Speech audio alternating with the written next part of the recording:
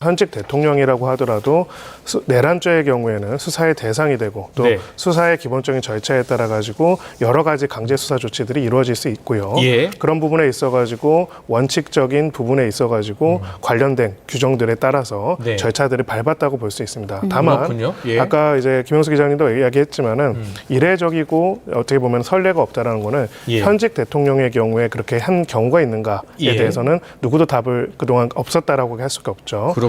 왜냐하면 기본적으로는 내란죄를 범한 상태에서 대통령이란 지위는요, 단순하게 하나의 지위가 아니라 모두가 알고 있겠지만은 국가 원수, 행정부의 수반, 모든 행정부와 전체 기관, 군 통수권자로서의 권한과 역할을 가지고 있습니다. 예, 예. 근데 이거 역할을 여전히 유지한 상태에서 내란죄라는 사형 또는 무기에 처할 수 있는 내란 수괴의 혐의로서 수사를 받고 있고 예. 또 국가 각 기관들이 수사를 진행하면서 강제 조치를 한다고 하는 거는 사실은 굉장히 이례적이고 조금 어떻게 보면 혼란스러운 상황이라고 볼 수가 있죠. 그렇군요. 원래는 예. 이제 헌법상으로는 이제 이런 큰 문제가 있을 경우에 예. 대통령의 직무를 정지시키고 관련된 것들을 할 수 있도록 탄핵이라는 절차가 있는데 예. 보시다시피 지난번에 탄핵이 부결되고 불성립하면서 예. 결론적으로는 굉장히 심각한 헌정 위기 상황이 벌어졌다고 볼 수도 있습니다.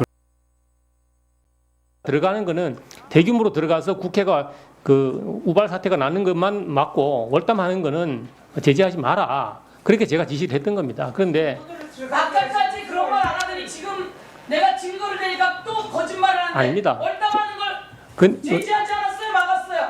내가 가니까 다 막아, 싹 다 막아. 네. 경찰이 이렇게 이야기하던데 그래서 내가 올라가는 걸 뒤에서 잡아당기고 그리고 앞에서는 못 들어오게 하고 다 막으라고, 싹 다 막으라고, 그리고 싹 다 끌어내라고 지시했잖아요. 해놓고 왜 거짓말을 하는 거예요? 이 사람들이 그냥 계속 거짓말을 하고 온갖 곳에 증거가 다 있어요. 조지호 경찰청장은 윤석열 대통령의 수족이 되었어요. 국민의 수족이 되어야지 윤석열의 수족이 됩니까? 대한민국 경찰청장이 그래서 됩니까? 저희들이 처음부터 막을 계획이었으면 중간에 허용을 하질 않았을 겁니다. 거짓말들 하지 말고 어떻게든 막아서 윤석열의 비상계엄을 전부 다 실행하게 하려고 했던 거 아닙니까? 들어왔습니다. 네, 연구관님께 좀 여쭤볼게요. 공수처장이 윤석열 대통령에 대한 출국 금지를 지시했다라는 소식이 조금 전 들어왔습니다. 네, 오늘 국회 법사위 전체 회의에 출석한 자리에서 나온 공수처장이 윤석열 대통령에 대한 출국 금지를 지시했다라는 소식이 조금 전 들어왔습니다. 네, 오늘 국회 법사위 전체 회의에 출석한 자리에서 나온 공수처장의 발언이었는데요. 윤석열 대통령에 대한 출국 금지를 지시했다라는 발언 방금 속보로 들어왔습니다. 네. 아직도 못 차리는 사람들이 높은 계급에 있는 사람일수록 정신을 덜 차리고 있는 것 같아요.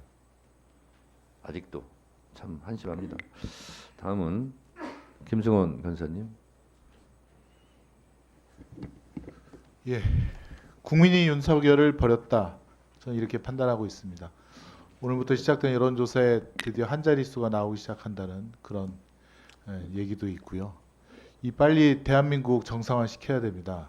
지금 월요일부터 시작되는 주식시장 환율 뭐 지금 다 널뛰기 아주 폭락을 하고 난리 났습니다. 국민들 지금 고통이 이만저만 아닙니다. 정상화시키려면 어떤 피해를 입었는지 확실하게 알아야 되는데요. 우리 선관위에서 오신 사무총장님, 12월 3일 날 불법 침입을 받으신 거 아닙니까? 네. 오늘 12월 9일인데 피해 상황 국민께 보고해 주시죠. 간결하고 좀 빠르게 보고를 해주세요. 그 22시 지금 아니 그런 거 말고요. 네. 핸드폰 뺏긴 사람이 몇 명입니까? 예. 당시 야간 당사자는 5명입니다. 다 5명이 다 핸드폰을 뺏겼습니까? 네, 그런 것으로 지금 확인됐습니다. 언제 돌려받았답니까? 저 철수하기 전에는 다 돌려받았습니다. 철수하기 전에. 예. 철수는 몇 시에 했나요? 계엄령 예, 발의되자마자 해제되고- 뭐 몇 분 안에 왔다면서요. 10시 한 다음에 10시 한 40분 중에 30 몇 분 갖고 예, 1시 55분에 완전 철수하였습니다. 2시간 그럼 거의 네, 3시간 20분 정도 3시간 반 정도 있었고 어디가 침탈당했습니까? 서버에 들어와서 막 사진 찍은 동영상도 공개되고 그랬는데 관제센터라고 예, 그러니까 관제센터가 지금 24시간 가동 중입니다. 즉 사람이 청사에서 남아 관제센터에 들어와서 사진을 찍었다는 거고요. 예, 그렇습니다. 다른 곳은요? 그 안내동에 요원이 하나 있어가지고 정문 안내동에 한 명, 그 다음에 청사 본관 바로 1층에 그 방호동 그러면 뺏긴 자료 같은 게 있습니까? 그들이 가져간 자료가 있습니까? 없습니다. 현재 파악한 바로는 없고 아까 서영교 의원님이 사진을 찍는 그 행동으로서 서버에 어떤 전자적인 영향을 미칠 수 있는지 한번 검토해 봤느냐라고 말씀하신 것 같은데 그 전자적인 부분은 제가 전문적인 지식이 없어 그러는데 저희도 모든 가능성을 열어놓고 다 지금 조사를 상세한 하고 피해 있는 중입니다. 내역을 저희 법사위에 그리고 저희 의원실에 꼭 보고해 주시기 예, 바랍니다. 예, 현재 알겠습니다. 그 다음에 예. 한 가지 국정원인가요? 뭘 심어놨다면서요 프로그램을. 그것이 영향을 작년에 미치는 건 언급된 어떻습니까? 그런 부분이 있었는데요.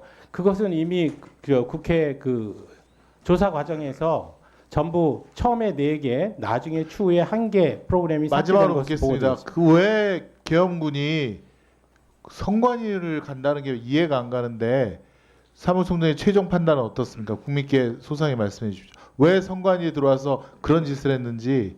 저도 사실관계를 확정시키기 전까지는 그 이유를 잘 모르겠습니다. 네, 출입국 금지 확인했습니까? 출입본부장 와 있습니다. 마이크 들어 잠깐 나오세요.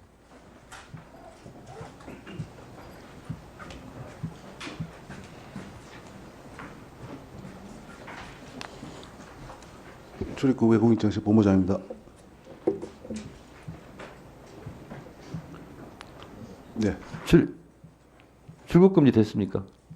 누구 말씀이에요? 대통령. 이 내란 사건과 관련해서 예, 수사기관으로부터 출국 금지 요청이 온 적이 있는지, 예 있습니다. 내역이 어떻게 되는지, 예, 예. 그 출국 금지 요청 내역이 어떻게 됩니까? 너청 내역 뭐 제목이나 이런 거 말씀하시는 겁니까? 그 기관에서 뭐 공수처, 검찰 뭐 여러 군데서 온 걸로 자, 알고 있습니다. 방금 공수처장께서 예, 내란 수계 피의자 윤석열 씨에 대해서 출국 금지를 수사 지휘했다고 공개적으로 지금 얘기했고 기사도 다 났어요. 예. 거기에 대해서 출국 금지 했습니까? 안 했습니까? 윤석열 대통령 말씀입니까? 네. 예, 출국 금지했습니다. 출국 금지 했습니까? 예, 언제 했습니까? 한 5분 10분 전에 한 걸로 알고 있습니다. 5분 10분 전에 내란 수계 피의자 윤석열 씨는 출국 금지 당한 거죠? 예, 그렇습니다. 알겠습니다. 들어가세요.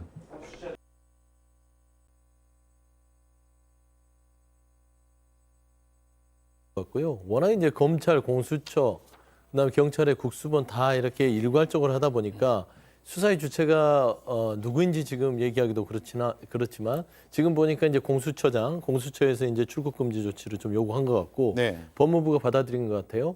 그다음에 긴급 체포 부분도 이제 국수본에서 검토하겠다라고 했으니까 출국 금지 정도가 됐다는 건 이제 피의자 전화를 통해서 일단은 출석 요구를 할 것이고 그 출석 요구에 응하지 않으면 긴급 체포가 들어갈 수 있는 공산이 커졌다. 네. 그렇게 보면 될 것 같습니다. 네.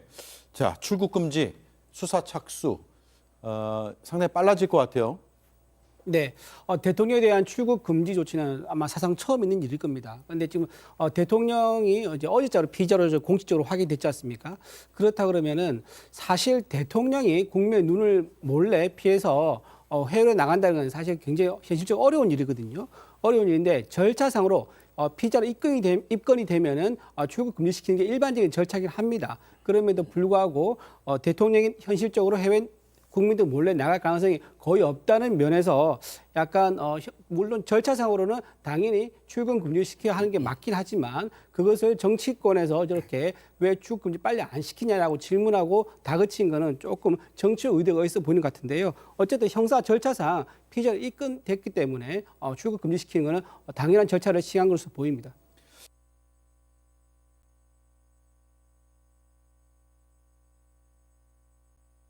이어서 공수처에서도 입장을 냈고요. 이렇게 우리가 출국 금지 신청을 했고 법무부가 승인했다. 앞으로 김건희 여사 출국 금지도 검토하고 있다. 이런 내용입니다. 정학재 변호사님. 네네. 지금 내란 혐의 피의자로 대통령이 입건돼 있지 않습니까? 이런 상태에서 출국 금지 수사가 좀 빨라질 것 같다. 이렇게 보면 됩니까? 수사도 빨라질 수 있겠지만 범죄 수사를 위해서 범죄 혐의가 어느 정도 인정됐다라고 보여질 여지도 있는 게 이게 이제 출입국관리법이라고 있어요. 거기 4조 2항에 보면 법무부 장관은 범죄 수사를 위해 출국이 적당하지 않다고 인정되는 사람에 대해서 출국 금지할 수 있도록 그렇게 규정하고 있거든요. 네. 그런데 그 전에 뭐 법무부 장관이 직권으로 할 수도 있겠지만 그 전에 중앙행정기관의 장이 이와 같이 범죄 수사를 위해 필요하다라고 생각하는 사람에 대해서 출국 금지를 요청을 할 수 있고요. 그 요청이 이루어진 경우에 대개 이제 법무부 장관이 검토해서 출국 금지를 갖다가 하는데 제가 이제 기사를 보니까 공수처, 검찰, 경찰 다 출국 금지 요청하는 것이 아닌가 그 생각은 들고요. 해외 도피를 하면 자금이 있어야 될 거 아닙니까? 그럼 해외 송금을 할 수도 있어요. 계좌 동결같이 같이 해야 돼요.